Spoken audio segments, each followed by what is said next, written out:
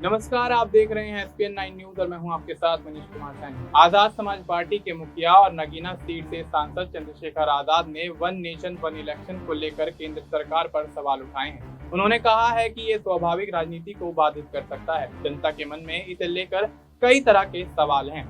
वहीं उन्होंने दावा किया कि इसके बाद केंद्र सरकार फ्री राशन योजना भी बंद कर देगी। चंद्रशेखर आजाद ने वन नेशन वन इलेक्शन को लेकर अपने आधिकारिक सोशल मीडिया अकाउंट पर लंबी चौड़ी पोस्ट लिखी। उन्होंने दावा किया कि मोदी सरकार लोकसभा, विधानसभा और निकाय की चुनाव की वजह से गरीब जनता से वोट लेने की रियायत देती रही है। अगर one nation one election system शुरू हुआ तो इससे वो मुफ्त में मिलने वाले 5 किलो अनाज को भी छीन लेगी। चंद्रशेखर आजाद ने लिखा, वन नेशन वन इलेक्शन स्वाभाविक प्रावधान राजनीति को बाधित करना है। मेरे कुछ सवाल हैं सरकार से।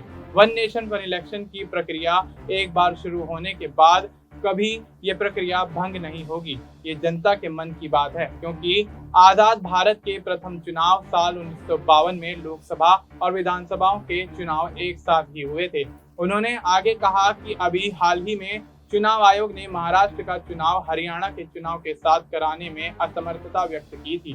तो जो चुनाव आयोग 2 राज्यों का चुनाव एक साथ नहीं करवा पाया, वो 28 राज्यों और 8 केंद्र शासित प्रदेशों में एक साथ चुनाव कैसे करवा पाएगा? ये संदेहास्पद न होकर हास्यास्पद लगता है। नगीना सांसद ने लिखा कि यदि चुनाव आयोग वन नेशन वन इलेक्शन की क्षमता रखता है तो एनडीए सरकार उत्तर प्रदेश, उत्तराखंड, गोवा और मणिपुर की विधानसभाओं को भंग कर महाराष्ट्र विधानसभा चुनाव के साथ इन चारों राज्यों की विधानसभाओं के चुनाव करवाकर चुनाव आयोग की क्षमता का पता लगा सकते हैं। सांसद ने आगे ये भी लिखा कि जिस तरह से जम्मू कश्मीर में 10 साल तक विधानसभा के चुनाव को रोके रखा, वो तो अपने आप में सवाल है। और अब जो चुनाव हो रहे हैं वो भी माननीय उच्चतम न्यायालय के आदेश के बाद, और बात हो रही है वन नेशन वन इलेक्शन की। चंद्रशेखर आजाद समाज पार्टी के नेता ने आगे कहा कि पूर्व में मोदी सरकार लोकसभा, विधानसभा और निकाय चुनाव के समय भुखमरी सूचकांक में आखिरी पायदानों पर पड़ी जनता से वोट लेने के लिए मकसद से जनता को रियायत देती रही है। वन नेशन वन इलेक्शन के सिस्टम से वो मुफ्त में मिलने वाले 5 किलो अनाज को भी छीनने का प्रयास कर रही है। स्मार्ट सिटी महिला आरक्षण विधेयक का हाल तो सबको पता है। सवाल ये है कि वर्ष 2014 में जो गांव गोद लिए थे, क्या वो अभी भी गोद में हैं? जम्मू कश्मीर नेशनल कॉन्फ्रेंस के अध्यक्ष फारूक अब्दुल्ला जम्मू कश्मीर विधानसभा चुनाव के बीच लगातार अलग अलग मुद्दों को लेकर भारतीय जनता पार्टी और केंद्र सरकार पर लगातार हमलावर होते दिखे हैं।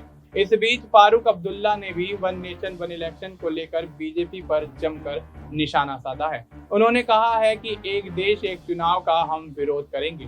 पूरा विपक्ष एक देश एक चुनाव का विरोध करेगा। फारूक अब्दुल्ला ने कहा, हम तरक्की की ओर जा रहे हैं, आतंकवाद की ओर नहीं। हम इंडिया गठबंधन जम्मू कश्मीर को राज्य का दर्जा दिलाकर ही रहेंगे। पूरा विपक्षी गठबंधन यह सुनिश्चित करेगा कि हमें राज्य का दर्जा मिले। बीजेपी पूरे भारत में सिर्फ नफरत फैला रही है। प्रधानमंत्री नरेंद्र मोदी का नौकरी का वादा, उसका क्या हुआ? हमने वादा किया कि 1 लाख युवाओं को हम नौकरी देंगे, विधवाओं को 5,000 रुपए हर महीने मिलेगा, गरीबों को 12 सिलेंडर हर साल मिलेंगे। वहीं इससे पहले फारूक अब्दुल्ला ने कहा था कि अगर गठबंधन सत्ता में आता है तो आर्टिकल 370 को वापस लाएंगे। दरअसल 2019 में केंद्र की मोदी सरकार से आर्टिकल 370 वापस ले लिया था। इसके साथ ही जम्मू कश्मीर को 2 केंद्र शासित राज्यों जम्मू कश्मीर और लद्दाख में बांट दिया गया था। जम्मू कश्मीर दिल्ली की तरह ही विधानसभा वाला केंद्र शासित प्रदेश बनाया गया है। वहीं अब फारूक अब्दुल्ला द्वारा आर्टिकल 370 की बहाली का वादा करने के बाद पाकिस्तान के रक्षा मंत्री ख्वाजा आसिफ ने कहा है कि 370 की बहाली पर पाकिस्तान नेशनल कॉन्फ्रेंस के साथ है।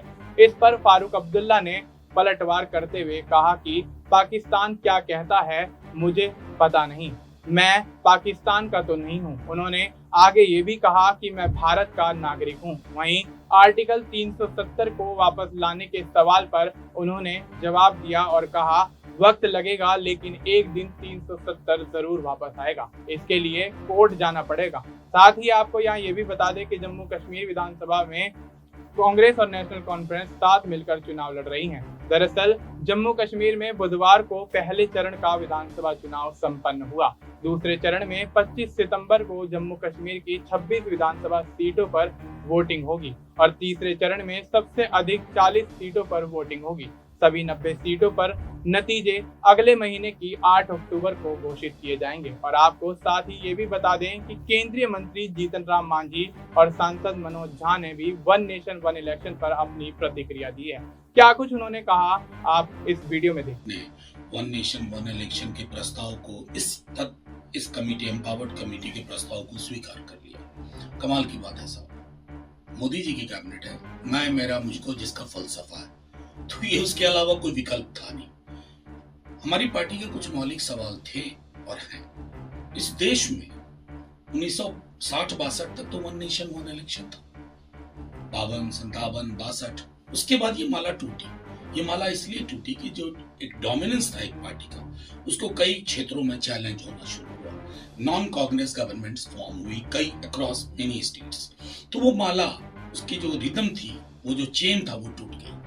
कई जगह अल्पमत की सरकार बनी, फिर मध्यावधि चुनाव हुए, फिर चुनाव हुए, कई बार कई राज्यों में 5 वर्ष के अंदर 2 या 3 चुनाव हुए, तो वो माला टूटी। अब इसकी क्या व्यवस्था होगी इसमें, क्योंकि हम तो नहीं जानते मसौदा। 2 चीजें हो सकती हैं, एक पूरे देश में और राज्यों में एक साथ चुनाव हो, और अगर कहीं मान लीजिए उत्तर प्रदेश या मध्य प्रदेश में सरकार किसी की नहीं बनी, या तो आप प्रॉक्सी गवर्नमेंट राज्यपाल राष्ट्रपति के माध्यम से रखिएगा अगले चुनाव तक, या फिर चुनाव होगा। और अगर फिर चुनाव हुआ तो माला टूट गई, क्योंकि फिर तो ऐसा नहीं है ना सब भंग करके छोड़। और सबसे बड़ी चीज है कि 240 के मैंडेट के बाद लगा था कि माननीय मोदी जी अब रोजगारोन्मुख चीजों पर बात करेंगे, डाइग्रेशन और कुछ नहीं है। वन नेशन वन इलेक्शन जो एक विविधता रही है, क्या अब तक के जो मेनी इलेक्शंस हुए, क्या उसने डेमोक्रेसी को कमजोर किया? नहीं। कोई ऐसी स्टडी है? नहीं। वन नेशन वन इलेक्शन इस सरकार का पुनः एक ऐसा ऑब्सेशन है जिसकी जड़ें कहीं नहीं है, सिर्फ इसमें कि डाइग्रेशन हो, कुछ दिन हेडलाइन मैनेजमेंट हो, चर्चा हो, क्योंकि आपके पास इस तरह की कंटिजेंसीज के लिए क्या प्रावधान है, nobody nose. One nation one election तो होना ही चाहिए था। 1967 तक जो भी चुनाव हुए, विधानसभा लोकसभा का एक साथ ही रहे। इसीलिए बहुत सा एंगल है जिसके चलते वन नेशन वन इलेक्शन होना चाहिए। और सब एंगल को छोड़ दीजिए, साल में 9 महीना आचार संहिता लगा रहने से विकास का काम है बहुत था। दूसरी ओर अलग अलग चुनाव हो जाने से जो बूथ लुटेरे लोग होते थे, उनको अलग अलग समय मिल जाता था बूथ लूटने का, या लॉ एंड ऑर्डर उससे भी खराब हो जाता था। और ख़ास करके दलित मतदाता जो कि वोट देना चाहते थे, उनको बहुत जगह लोग वोट नहीं देने देते थे। और वन इलेक्शन वन नेशन की बात जब आएगी तो हम समझते हैं कि सब एक साथ होगा तो सब तो अपने अपने काम में लपटे रहेंगे। इसलिए बूथ लुटेरा हमारे गरीब मतदाताओं को वोट देने से नहीं रोक सकेंगे। इसलिए ये समय का तकाजा था, ये और पहले होना चाहिए था। लेकिन नरेंद्र मोदी जी ही सब कुछ करने वाले हैं, इसीलिए ये भी एक काम नया काम उन्होंने किया है, इसके लिए हम उनको धन्यवाद देते हैं। तो दर्शकों, आपने देखा कि किस तरह से वन नेशन वन इलेक्शन को देश की राष्ट्रपति द्रौपदी मुर्मू से मंजूरी मिलने के बाद विपक्ष ने कैसे केंद्र सरकार पर हमला बोलना शुरू कर दिया है। देखा जाए तो अब कई राज्यों में विधानसभा के चुनाव भी होने हैं, तो अब देखना होगा कि आखिर कैसे चुनाव में विपक्ष वन नेशन वन इलेक्शन के मुद्दे का इस्तेमाल करके केंद्र सरकार को घेरता हुआ नजर आता है। फिलहाल आपको इस मुद्दे पर क्या कुछ लगता है, आप अपनी राय हमें कमेंट करके बता सकते हैं। बाकी देश और दुनिया से जुड़ी तमाम जानकारी के लिए आप देखते रहिए।